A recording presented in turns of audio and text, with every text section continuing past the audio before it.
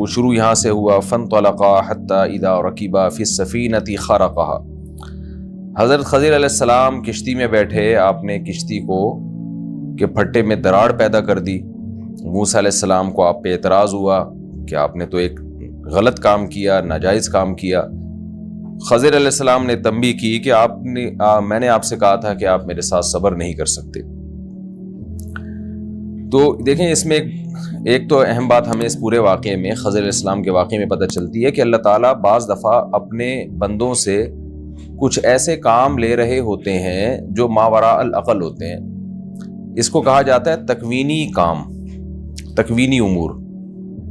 اس میں پہلے بھی بات کر چکا ہوں لیکن تھوڑا سا آج میں ڈیٹیل میں بتاؤں گا کہ تکوین کا مطلب کون سے نکلا ہے۔ کون کا معنی ہونا، یعنی اس کائنات میں تکوین کا معنی کچھ کرنا، جو نظام کائنات کو چلانے کے لیے کچھ کام اللہ تعالیٰ کر رہے ہوتے ہیں جو ہمارے علم کے دائرے سے باہر ہوتے ہیں، جو ہماری عقل کے دائرے سے باہر ہوتے ہیں۔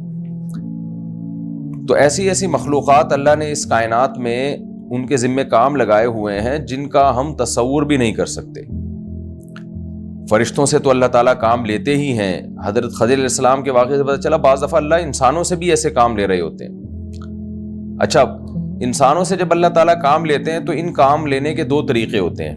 ایک طریقہ تو یہ ہوتا ہے جو خضر علیہ السلام والا طریقہ کہ اللہ تعالیٰ نے حضرت خضر علیہ السلام کو الہام کیا، یا وہ اگر پیغمبر تھے تو ان کو وحی کی۔ بظاہر ایسا لگتا ہے قرآن سے کہ وہ پیغمبر نہیں تھے، کیونکہ پیغمبر ہوتے تو ان کو تبلیغ کے لیے بھیجا جاتا۔ پیغمبروں کا کام تو شریعت کے احکام پہ لوگوں کو چلانا ہوتا ہے، اس کائنات میں تصرف کرنا یا اس کائنات میں جو تکوینی امور کی تلقین کرنا یا تکوینی امور کی تکمیل کرنا، یہ پیغمبروں کے ذمہ نہیں ہوتا۔ اب دیکھیں کسی کو موت دینا، کسی کو زندگی دینا، کسی دیوار کو سیدھا کر دینا، کسی کشتی میں دراڑ پیدا کر دینا، یہ سب کام تکوینی کام ہے نا، یہ اللہ تعالیٰ کی طرف سے ہو رہے ہوتے ہیں۔ تو کبھی فرشتوں کے ذریعے اللہ یہ کام لے رہا ہوتا ہے، کبھی اللہ تعالیٰ انسانوں کے ذریعے۔ تو یہ تکوینی کام پیغمبروں کے ذمہ نہیں ہے۔ تو اسی سے بھی استدلال کیا ہے، یہ قرینہ ہے کہ خضر علیہ السلام اللہ کے پیغمبر نہیں تھے بلکہ کوئی ولی اللہ تھے۔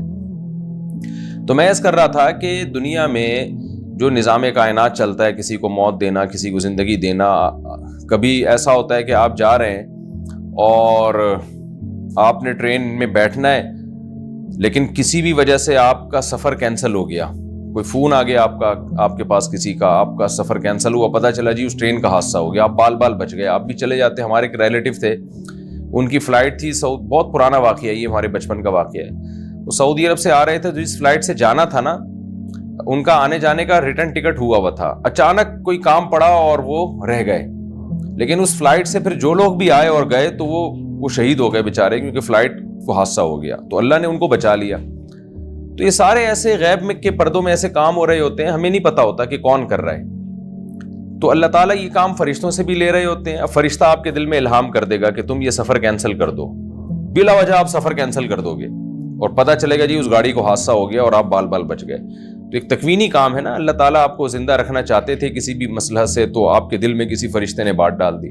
تو یہ کام انسانوں سے بھی لیے جا رہے ہوتے ہیں اور فرشتوں سے بھی۔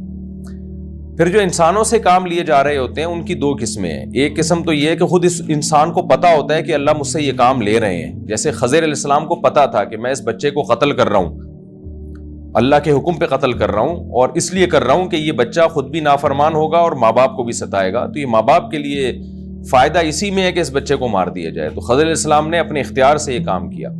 اور بعض دفعہ اللہ مخلوق سے کام لے رہے ہوتے ہیں، مخلوق کو خود پتہ نہیں ہوتا کہ ہم سے اللہ یہ کام لے رہا ہے۔ مثال کے طور پر کسی کا سفر تھا اور اللہ کے علم میں یہ بات تھی کہ اس جہاز کو حادثہ ہو جائے گا، یا اس ٹرین کو حادثہ ہو جائے گا، یا بس کا ایکسیڈنٹ ہو جائے گا، ان سب کی موت لکھی ہوئی تھی، لیکن اللہ نے آپ کو بچانا تھا۔ تو اچانک اللہ آپ کے دوست کے دل میں یہ بات ڈالتے ہیں کہ تم اس کو فون کر کے سفر سے روک لو۔ اس دوست کو نہیں پتا ہوتا، لیکن وہ آپ کو فون کرتا ہے اور کوئی کام آپ کے ذمہ لگا دیتا ہے، یا کہیں انوائٹ کر لیتا ہے اور آپ کا وہ سفر رہ جاتا ہے۔ تو اللہ تعالیٰ نے کیا کیا، آپ کے دوست کے دل میں یہ بات ڈال دی کہ بھئی تم اس کو جانے سے روک دو۔ اب اس دوست کو نہیں پتا کہ میں یہ کیوں کر رہا ہوں، وہ تو یہ سمجھ رہا ہوتا ہے کہ میں اس کو اپنی دعوت میں انویٹیشن کے لیے اس کا سفر کینسل کروا رہا ہوں، یا ویسے ہی کروا رہا ہوں، لیکن اللہ حقیقت میں اس سے کام لے رہے ہوتے ہیں کہ اللہ نے اس کو ابھی زندہ رکھنا ہے، اس کو حادثے سے بچانے کے لیے اللہ نے اس کے دوست کے دل میں الہام کیا اور اس کے دل میں خیال ڈالا ہے کہ اپنے دوست کو وہاں جانے سے روک لو۔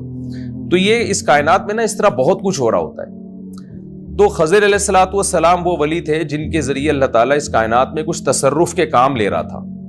تو اسی بیس پر بعض علماء کا یہ نظریہ ہے کہ صرف یہ خضر علیہ السلام کی خاصیت نہیں ہے، بہت سے اولیاء اللہ دنیا میں ایسے ہوتے ہیں جن سے اللہ تعالیٰ کام لے رہے ہوتے ہیں. تو یہ یہاں تک تو عقیدہ ٹھیک ہے، اس میں کوئی خرابی نہیں ہے. اگر کسی کا یہ عقیدہ ہے کہ خضر علیہ السلام کے علاوہ بھی کچھ لوگ ایسے ہیں جو دنیا میں جن سے اللہ کام لے رہا ہے، تو نہ اس کے ثبوت پر شریعت میں کوئی دلیل ہے، نہ اس نظریے کے غلط ہونے پر شریعت میں کوئی دلیل ہے. جیسے اللہ خضر علیہ السلام سے کام لے سکتا ہے تو کسی اور ولی اللہ سے بھی لے سکتا ہے، اس میں کوئی اللہ پہ کوئی پابندی نہیں ہے. تو یہ تو عقیدہ ایسا ہے. خضر علیہ السلام کے علاوہ کے بارے میں اگر آپ یہ عقیدہ رکھتے ہیں تو نہ اس عقیدے کے صحیح ہونے کی دلیل نہ غلط ہونے کی دلیل. اور جب شریعت کسی عقیدے کے بارے میں خاموش ہو تو نہ اس عقیدے کے رکھنے والے کو ہم گمراہ کہہ سکتے ہیں، نہ اس کی مخالفت کرنے والے کو ہم گمراہ کہہ سکتے ہیں. تو بعض علماء کا یہ عقیدہ ہمیشہ سے رہا ہے کہ خضر علیہ السلام کے علاوہ بھی دنیا میں بہت سے اہل اللہ ایسے ہیں جن سے اللہ تعالیٰ اس کائنات میں کچھ کام لے رہے ہیں. لیکن ایک بات خوب سمجھ لیں کہ ایک ہے اللہ تعالیٰ کا کسی ولی کے ذریعے کچھ کام لینا، یہ شرک نہیں ہے. کیونکہ اگر یہ شرک ہوتا تو پھر خضر علیہ السلام کے بارے میں یہ نظریہ رکھنا کہ وہ ایک کائنات میں تصرف کر رہے تھے تکوینی امور میں، تو یہ نظریہ بھی شرک ہو جائے گا. اور ظاہر ہے قرآن شرک کو پروموٹ نہیں کر سکتا، وہ بات نہیں کر سکتا جس سے شرک پھیلے.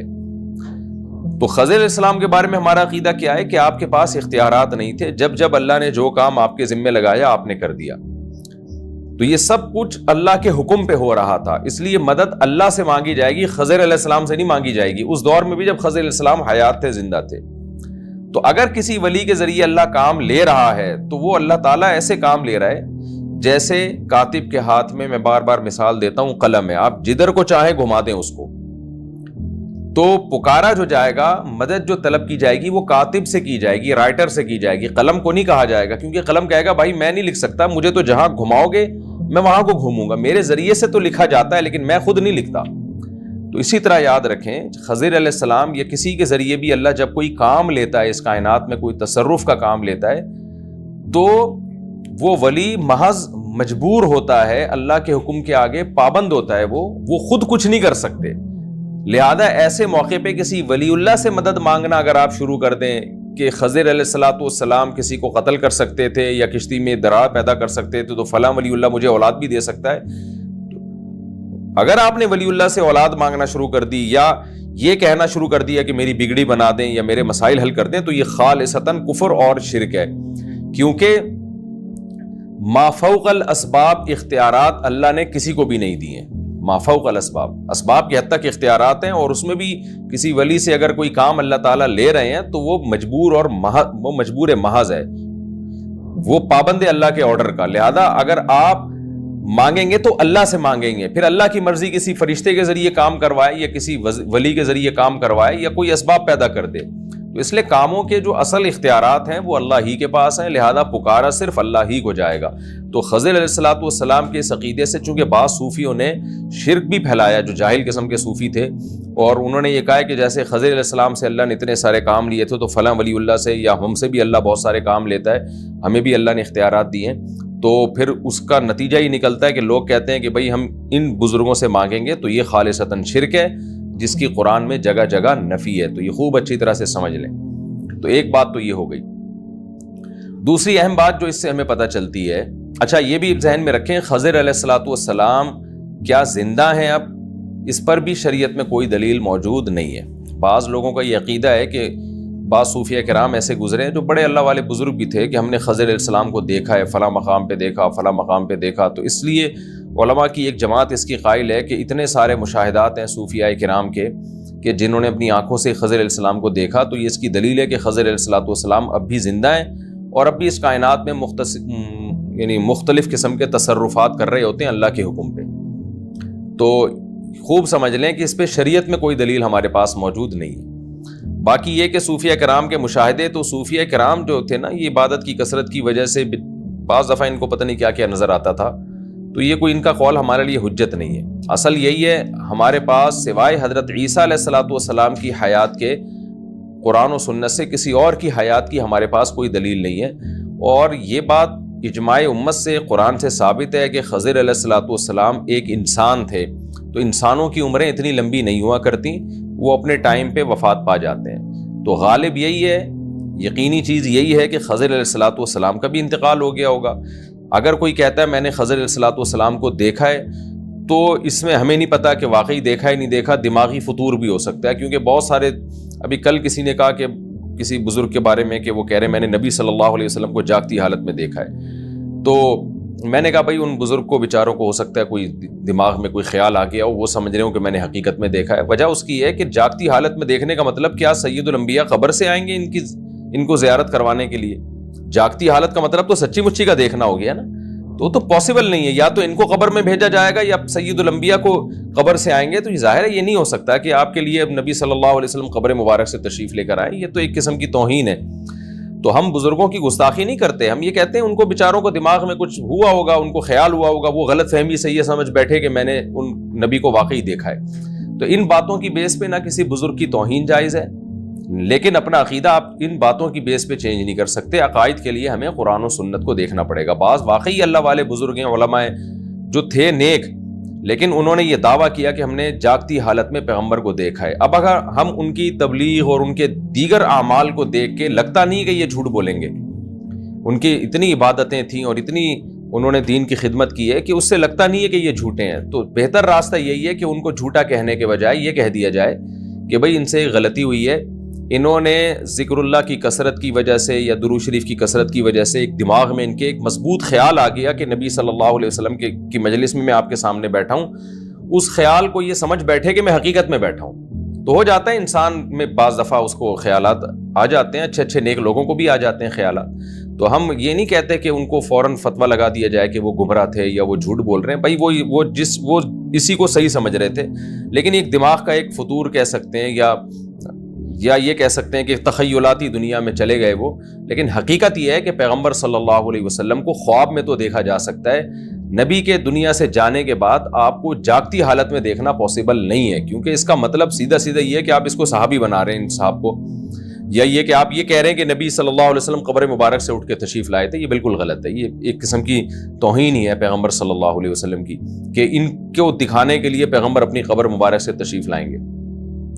تو اس لیے جو صحیح عقیدہ ہے وہ یہی ہے کہ نبی صلی اللہ علیہ وسلم کو خواب میں دیکھا جا سکتا ہے، جاگتی حالت میں دیکھا نہیں جا سکتا، اور کوئی واقعی اللہ والا ہو، عالم ہو، بزرگ ہو، وہ یہ دعویٰ کرے تو ہم محض اس دعوے کی وجہ سے اس کو جھوٹا یا کذاب نہیں کہیں گے، ہم یہ کہیں گے تعویل کرنی چاہیے۔ اچھے لوگوں سے غلطی ہوتی ہے تو تعویل کی جاتی ہے، ایک غلطی کی وجہ سے ان کو گمراہ نہیں قرار دیا جاتا۔ تو جب اچھے لوگوں سے ایسی غلطی ہو تو اس کی تعویل کرنی چاہیے کہ بھائی حضرت جی جو ہے وہ ذکر کی کثرت کی وجہ سے کچھ دماغ میں خشکی پیدا ہو گئی ہے، یا کچھ فرط محبت کی وجہ سے تخیلاتی دنیا میں پتہ نہیں کہاں پہنچ گئے، تو ان کو ایسا لگا کہ میں نے دیکھا ہے، لیکن حقیقت میں یہ ممکن نہیں ہے، کیونکہ ہم قرآن و سنت کے جو صاف ستھرے عقائد ہیں ہم اسی کے مکلف ہیں، ہم کسی کے مراقبے اور محاسبے اور یہ اس طرح کی تخیلاتی دنیا کی وجہ سے اپنے عقیدوں کو چینج نہیں کر سکتے۔ تو یہ بات بھی خوب سمجھ لیں۔ تو اسی طرح خضر علیہ الصلوۃ والسلام کے بارے میں جو کہا جاتا ہے کہ فلاں بزرگ نے ان کو فلاں جگہ دیکھا، تو ہم ان بزرگوں کی توہین نہیں کر سکتے، وہ بہت سے ایسے اللہ والے بزرگ ہیں، آپ ان کی تصنیفیں دیکھیں، ان کی کتابیں دیکھیں، ان کی دین کی خدمتیں دیکھیں، تو لگتا ہے کہ یہ اللہ والے لوگ تھے، تو یہ جھوٹا دعویٰ نہیں کر سکتے۔ تو جب وہ دعویٰ کر رہے ہیں کہ ہم نے خضر علیہ السلام کو دیکھا ہے، تو اب ان کے دعوے کی وجہ سے ایک یقینی چیز کا انکار بھی نہیں کریں گے۔ یقینی چیز کیا ہے کہ بھائی کسی انسان کی زندگی اتنی لمبی نہیں ہوتی، تو ہم اس کا انکار نہیں کر سکتے کسی کے دعوے کی وجہ سے۔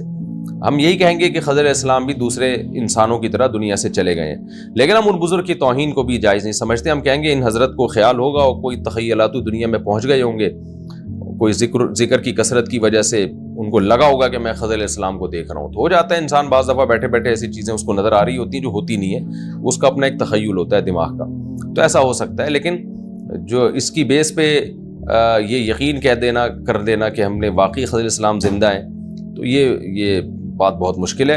اور اس میں حضرت عیسیٰ علیہ السلام کو جو اللہ نے ایک فضیلت دی ہے نا، میں سمجھتا ہوں وہ بھی اس فضیلت میں بھی گویا کمی آ جائے گی۔ بعض دفعہ اللہ کسی پیغمبر کو کوئی ایسی فضیلت دیتے ہیں جو اس کے ساتھ خاص ہوتی ہے، اگر آپ اس میں کسی اور کو شریک کریں گے تو جس پیغمبر کی فضیلت تواتر کے ساتھ ثابت ہے وہ فضیلت میں کمی آئے گی۔ دیکھیں جیسے رسول اللہ صلی اللہ علیہ وسلم کو اللہ نے فضیلت دی کہ تمام پیغمبروں کا سردار بنایا، آپ صلی اللہ علیہ وسلم کے دنیا میں آنے کے بعد تمام شریعتیں منسوخ ہو گئیں۔ اب ہمارے نبی فخر کیا کرتے تھے کہ یہ تمام فضیلتیں اللہ نے صرف مجھے دی ہیں، تو یہ صرف کا لفظ بھی بہت بڑی فضیلت ہے. تو اسی طرح اللہ نے عیسیٰ ابن مریم کو زندہ رکھا ہے, تو یہ صرف سیدنا عیسیٰ علیہ الصلوۃ والسلام کی فضیلت ہے کہ آدم علیہ الصلوۃ والسلام سے لے کے سید الانبیاء صلی اللہ علیہ وسلم تک جتنے انبیاء آئے, تو اللہ نے ان میں زندگی کے اعتبار سے جو سب سے لمبی حیات دی ہے اور قرب قیامت کے لیے جس پیغمبر کی سلیکشن کی ہے وہ عیسیٰ ابن مریم علیہ الصلوۃ والسلام ہے. تو اس فضیلت میں حضرت عیسیٰ کے ساتھ کسی کو شریک کرنا وہ اس میں گویا عیسیٰ علیہ السلام کی فضیلت میں کمی کرنے کے مترادف ہے. تو اس لیے میں یہ سمجھتا ہوں کہ خضر علیہ الصلوۃ والسلام کی حیات کے بارے میں جو بعض حضرات کا قول ہے وہ دلیل کے لحاظ سے کمزور ہے, اور عیسیٰ علیہ الصلوۃ والسلام کی فضیلت کو بھی ایک لحاظ سے کم کرنے کے مترادف ہے. تو جو فضیلت جس کے ساتھ خاص ہے اسی کے ساتھ اس کو خاص رکھنا چاہیے, اور وہ حضرت عیسیٰ علیہ الصلوۃ والسلام ہے. تو یہ بھی ایک اہم مسئلہ تھا, اس میں بھی بڑا اختلاف ہے, وہ میں نے آپ کے سامنے اس کو بھی ایکسپلین کر دیا. اور ہمیں اس رکوع سے کیا اسباق ملتے ہیں؟ ایک بہت اہم ترین سبق ہمیں اس رکوع سے یہ ملتا ہے کہ دیکھیں حضرت خضر علیہ الصلوۃ والسلام کے ان تینوں واقعات میں کشتی کو عیبدار بنانا, بچے کو قتل کر دینا اور دیوار کو سیدھا کر دینا, اس سے ہمیں پتہ چلتا ہے کہ دیکھیں کیسے غیبی قوتیں اللہ کی طرف سے کام کر رہی ہوتی ہیں جس میں ہمارا فائدہ ہوتا ہے, لیکن ہم نے چونکہ فیوچر میں جھانک کے نہیں دیکھا, ہمیں مستقبل کا پتہ نہیں ہے, تو ہم ان تھوڑے نقصان کو بڑا نقصان سمجھ رہے ہوتے ہیں, اور ہمیں یہ نہیں پتا ہوتا کہ اس تھوڑے نقصان کے ذریعے اللہ ہمیں بڑے نقصان سے بچا رہا ہے. مثال کے طور پر کشتی میں بیٹھے ہوئے نوجوانوں کو دیکھ لیں آپ. خضر علیہ السلام کیا کہہ رہے ہیں کہ اما السفینۃ فکانت لمساکین یعملون فی البحر, کہ میں نے کشتی کو عیبدار اس لیے بنایا کہ یہ چند مسکینوں کی ہے جو سمندر میں ملازمت کر رہے ہیں, تو میں نے عیبدار بنا دیا تاکہ بادشاہ اس کشتی پہ قبضہ نہ کرے. اب خضر علیہ السلام جب یہ کام کر رہے تھے, ظاہر ہے چپکے سے کر رہے ہوں گے یہ کام کہ مسکینوں کو پتہ نہ چلے, تو جب ان مساکین نے اپنی کشتی دیکھی ہوگی عیبدار تو وہ کتنا روئے پیٹے ہوں گے کہ بھئی یہ کیا ہو گیا یار, ہماری کشتی ٹوٹ گئی, یہ ہو گیا وہ ہو گیا وغیرہ وغیرہ. لیکن اگر ان کا اللہ پر ایمان ہوگا تو وہ کیا سوچتے ہوں گے, بھئی اس میں کوئی خیر ہوگی, اگرچہ ہمیں نہیں پتا وہ کیا خیر ہے, لیکن اللہ ہم نے تو کشتی کی حفاظت کا پورا انتظام کیا, پھر بھی اس میں عیب پیدا ہو گیا تو کوئی بات نہیں, ہم اس عیب کو دور کرنے کی کوشش کر لیں گے, لیکن اس میں ہمارے لیے کوئی خیر ہوگی. تو مسلمان کی یہی عادت ہے, کوئی بھی نقصان مسلمان کو ہو جس میں اس کی اپنی غفلت نہ ہو, تو مسلمان کا یہ عقیدہ ہے, اگر آپ کا اللہ پر ایمان ہے تو آپ کو یہ سوچنا چاہیے بھائی ہم نے فیوچر میں جھانک کے نہیں دیکھا, ہو سکتا ہے اس مصیبت کی وجہ سے اللہ نے ہمیں بڑی مصیبت سے بچا لیا ہو. تو یہ واقعہ نا اللہ ہمیں اسی لیے سنا رہے ہیں کہ دیکھو غیب سے کیسے اللہ کی طرف سے تکوینی کام ہو رہے ہوتے ہیں اور تمہارے فائدے میں ہو رہے ہوتے ہیں. اسی طرح جو نوجوان کو قتل کیا تو ماں باپ کتنا روئے پیٹے ہوں گے, ہمارا بیٹا مر گیا, ہمارا نقصان ہو گیا, ہمارا یہ ہو گیا, ہمارا وہ ہو گیا. لیکن اگر وہ صاحب ایمان تھے, جیسے کہ قرآن سے پتہ چلتا ہے کہ وہ ایمان والے تھے, تو انہوں نے صبر کیا ہوگا کہ بھئی اللہ کی دین تھی, اللہ نے ہم سے لے لی, اس میں ہم کوئی حکمت ہوگی. تو اور جو کافر ہوتا ہے وہ کیا سوچتا ہے کہ یہ غلط ہوا میرے ساتھ, یہ نہیں ہونا چاہیے تھا, اگر ایسا ہوتا تو یوں ہو جاتا, اگر ایسا کر لیتے تو یوں ہو جاتا. رسول اللہ صلی اللہ علیہ وسلم نے فرمایا جو اگر کا کلمہ ہے نا یہ شیطان کا کلمہ ہے, جب کام ہو جائے تو پھر اگر مگر نہ کریں, پھر آپ بولیں بھائی ہمارے مقدر میں یہ لکھا ہوا تھا, وہ مولانا نعم المولا و نعم النصیر, اللہ ہمارا کارساز ہے, بہترین دوست ہے, یہ جو ہوا یہ ہمارے حق میں بہتر ہوا. تو خدا نخواستہ ماں باپ میں کسی کے بچے کی موت واقع ہو جائے, ڈیتھ ہو جائے, تو یہ نہیں کہ یہ سوچیں کہ یہ بچہ بڑا ہو کر باغی بنتا, لیکن یہ ضرور سوچیں کہ بھئی اسی میں خیر ہوگی. ہمیں نہیں پتا کیا خیر تھی, 20 حکمتیں ہو سکتی ہیں, ہمیں نہیں پتا. بھئی ہو سکتا ہے اللہ تعالیٰ اس کو آخرت میں ہمارے لیے ذخیرہ بنانا چاہتے ہو سکتا ہے یہ بڑا ہو کر نافرمان ہو جاتا ہے, اس کو بھی اللہ نے جہنم سے بچا لیا اور ہمیں بھی اس کی وجہ سے جہنم سے بچا لیا.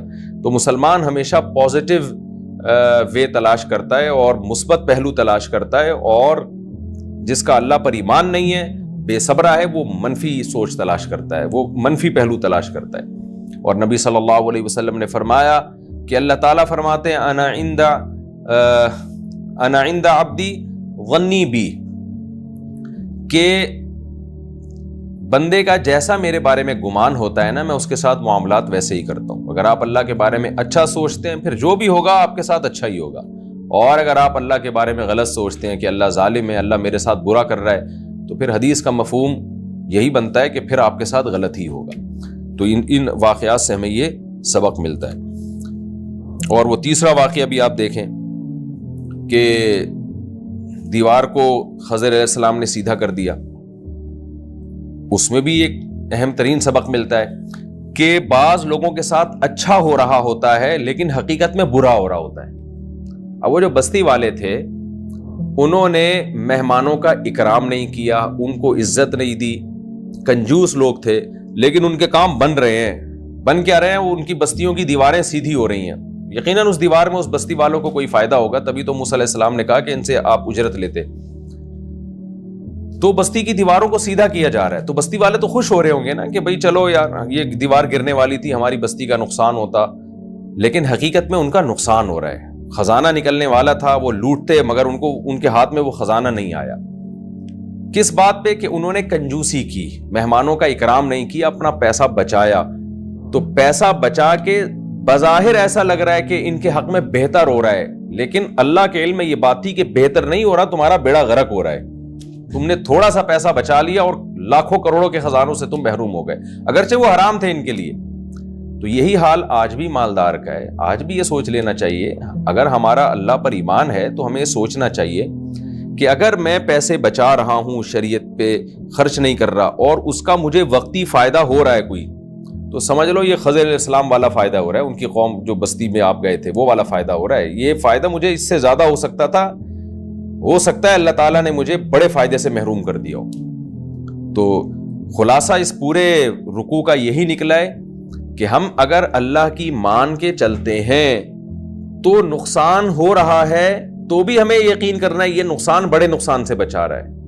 اور اگر ہم اللہ کی نافرمانی میں زندگی گزار رہے ہیں اور ہمیں فائدہ نظر آ رہا ہے تو یہ سوچنا ہے کہ یہ اصل میں فائدہ نہیں, یہ ہمیں بڑے فائدے سے محروم کیا جا رہا ہے. کیونکہ اس پورے واقعے کا حاصل یہی ہے کہ اللہ کہتے ہیں علم تو میرے پاس ہے, میں دیکھو کیسے کیسے کام کر رہا ہوتا ہوں. تو اس واقعے سے تمہیں سبق حاصل ہونا چاہیے کہ جو میرے مان کے چلتے ہیں نا, اصل میں فائدے میں وہی لوگ رہتے ہیں. تو یہ بہت اہم ترین سبق ہے, اس رکوع میں ہمیں ملتا ہے. اس کے علاوہ بھی کچھ اور اسباق ملتے ہیں. ایک سبق یہ بھی ملتا ہے کہ دیکھیے جب کشتی کو خضر علیہ السلام نے توڑا ہے نا, تو خضر علیہ السلام کے الفاظ کیا تھے, اما السفینۃ فکانت لمساکین یعملون فی البحر, کہ یہ کشتی چند غریبوں کی ہے جو سمندر میں مزدوری کرتے ہیں.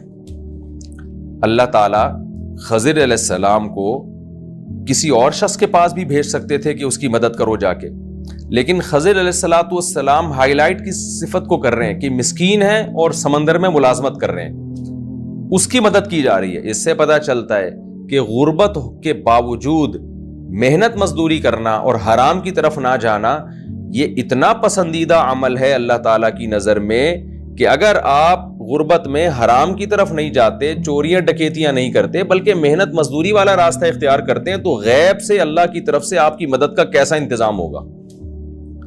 وہاں تو خضر علیہ السلام تھے, لیکن اللہ تو غافل نہیں ہے نا, ہر دور میں خضر علیہ السلام تھوڑی ہوں گے. پتہ نہیں اللہ کی کتنی مخلوقات ہے جو آپ کی مدد میں لگی ہوئی ہو.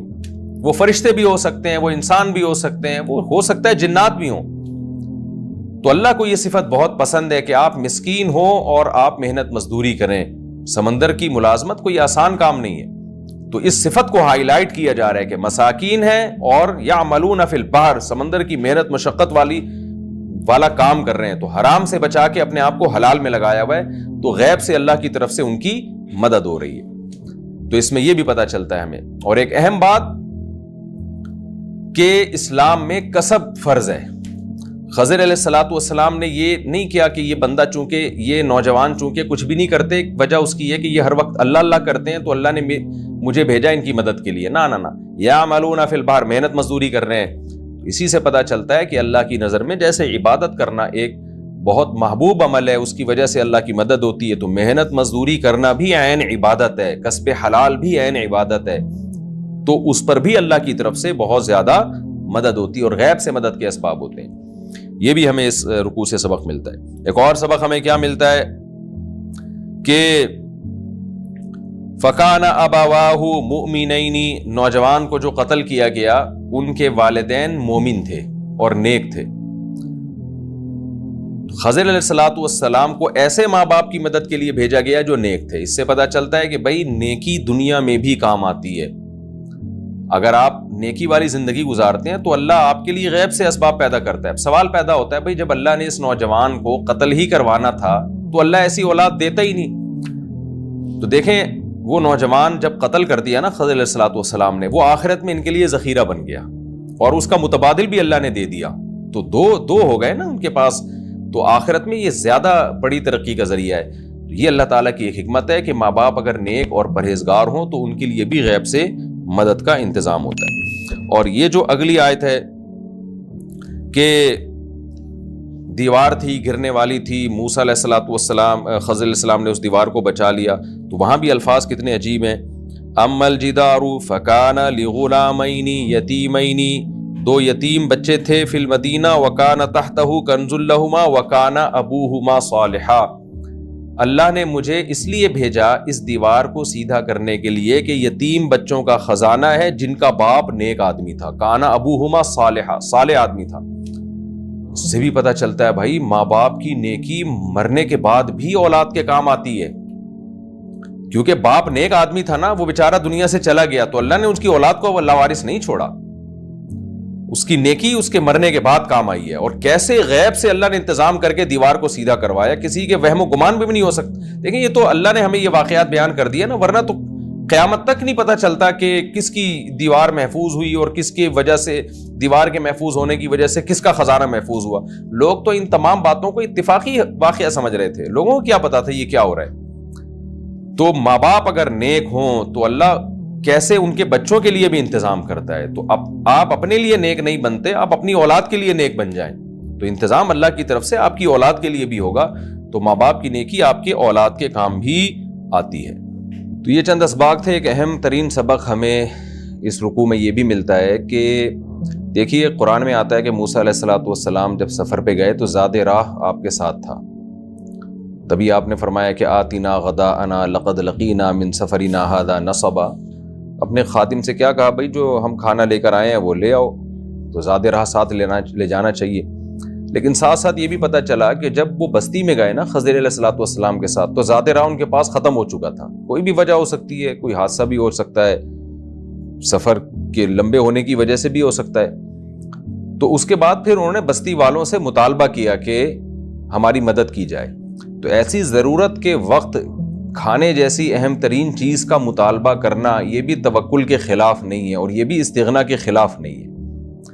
بعض لوگ کیا سمجھتے ہیں ہم بھوک سے مر جائیں گے مگر ہم کسی سے مانگیں گے نہیں. تو بھائی آپ نارمل جو لوگ ہوتے ہیں نا, یعنی اس پہ ایک عربی کا بڑا زبردست مقولہ ہے, وہ میں یہاں بتاؤں گا تو انشاءاللہ بات سمجھ میں آئے گی. کل شیء خرج عن حدہ رجع الی ضدہ. جب بھی کوئی چیز اعتدال سے تجاوز کرتی ہے نا تو وہ اپوزٹ کی طرف لوٹ آتی ہے. مثال کے طور پر تواضع کرنی چاہیے ہمیں لوگوں کے سامنے, مگر آپ تواضع میں ایک غلوف کا شکار ہو گئے تو یہ اس کی علامت ہے کہ آپ شو بازی کر رہے ہیں. ایک آدمی ہر وقت خاکسار بن کے کندھے جھکا کے ہر وقت ہی ایسے گڑا جا رہا ہے جیسے زمین میں ہر وقت لوگوں کے سامنے, تو اس کا مطلب بھائی یہ شو بازی کر رہا ہے, ورنہ نارمل تواضع ایسی نہیں ہوتی. تو ہر چیز نہ اعتدال. تو استغنا ہمیں حکم دیا ہے شریعت نے کہ لوگوں کے سامنے ہاتھ نہ پھیلاؤ, لوگوں سے اپنی حاجت شیئر نہ کرو, صرف اللہ سے مانگو. لیکن بھائی اب کہیں بستی میں گئے ہیں اور مسافر ہیں اور وہ ان کو شدید بھوک لگ رہی ہے اور اپنے ساتھ زاد راہ بھی انہوں نے لیا تھا, وہ اتفاق سے ختم ہو گیا. کوئی بھی حادثہ ہو سکتا ہے, مسافروں کے ساتھ کچھ بھی ہو سکتا ہے. تو ایسے موقع پر کسی سے ہیلپ مانگنا اور یا اس سے کوئی مدد طلب کرنا تو یہ بھکاری پن نہیں کہلاتا, یہ ضرورت کہلاتا ہے. تو ایسے موقع پہ بھی آپ کہیں کہ نہیں, چونکہ میں آج تک کسی کے سامنے میں نے ہاتھ نہیں پھیلایا لہذا میں بھوک سے مر جاؤں گا, کسی سے روٹی نہیں مانگوں گا, تو یہ استغنا نہیں ہے, یہ تکبر ہے.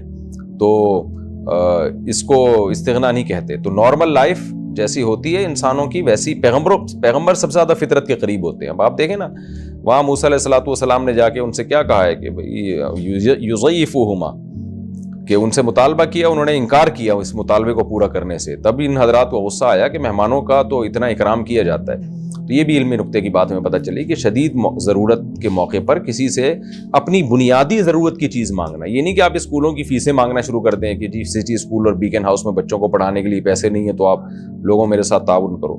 کبھی کہیں سفر میں ایسا ہو گیا کہ آپ کا زاد راہ گم گیا اور آپ کے پاس کھانے کو بھی نہیں ہے، تو مسافر سے یا کسی سے ہیلپ طلب کر لینا یہ شرعاً جائز ہے، اس میں کوئی حرج نہیں ہے۔ ایک اہم بات یہ بھی پتہ چلی کہ احسان کے موقع پہ ہونا چاہیے۔